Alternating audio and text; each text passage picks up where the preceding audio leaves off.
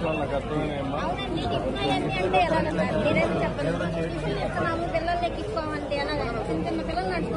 అదమ్మా వాళ్ళ మనుషుల్లో మార్పు రావాలి, ఆ మానవత్వం ఉండాలి. అది లేకుండా అర్థమైందమ్మా. మీ బాధలన్నీ అర్థమైనాయి. నా ప్రయత్నాలు నేను చేస్తున్నా, కానీ వాళ్ళలో కూడా మార్పు రావాలి. సార్ మాకైతే ఏం బాధ లేదు సార్. మీరు వచ్చారు, మా ఆంధ్రప్రదేశ్ కాపాడారు. కాదమ్మా, ఇది 5 ఏళ్ళు చెడిపోయిన వ్యవస్థ.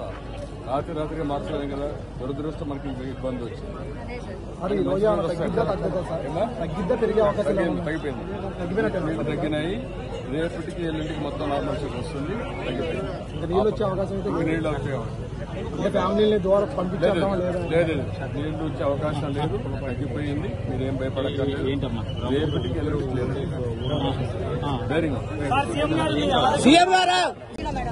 ఆ డైలీ పిల్లల్ని రింగ్ రోడ్ దగ్గర తిప్పేశారు. నేను మళ్ళీ నడుచుకుంటూ పైపు రోడ్ వచ్చాను. అక్కడ వీళ్ళు ఏడుస్తున్నారు. నేను నన్ను పట్టుకుని నన్ను కోర్టులో చూశాను కదా, వాళ్ళకి లేదు నన్ను పట్టుకొని. ఇంకా నేను రిస్క్ వాళ్ళు అడిగి వాళ్ళ మెల్ల మీద వాళ్ళు ఇద్దరు ఎక్కించుకొని వస్తే వాళ్ళ వెనకాల నేను పేటలో నెలలో తీసుకొచ్చాను. మరి ఇంత టైం అయినా సరే మరి వీళ్ళ అమ్మగాని వెళ్ళలేకపోతే మరి నేను కేసు పోలీసులు చెప్తాను తీసుకొచ్చాను మేడం. వాళ్ళకి నేను ఆల్రెడీ 100 పిల్లలు తక్కువయ్యారండి. పైపు రోడ్ రింగ్ దగ్గర ఉన్నారు. సాయం చేయమని ఫోన్ చేశాను మేడం. పంపిస్తా ఉన్నారు కానీ ఎవరు రాలా. 4 కోట్లు వెళ్ళి కానీ పిల్లల్ని ఎవరు ఎక్కించుకోలేదు. ఎక్కించుకోకపోతే నడిచొచ్చి వాళ్ళు రిస్క్ టీమ్ ఉందిగా మేడం, వాళ్ళిద్దరూ వచ్చి వీళ్ళిద్దరు పిల్లల్ని నడుచుకుని ఎక్కించుకుంటే నేను వాళ్ళ వెనకాల నడుచుకుంటూ పైపుల రోడ్ నుంచి ఇక్కడ వరకు వచ్చాను.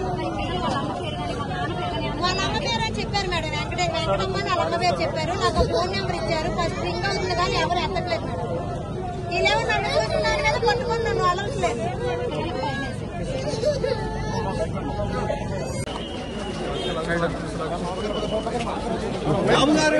మీరన్నాక మాట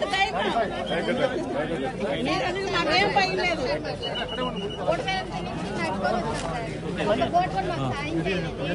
సింగనగర్ మన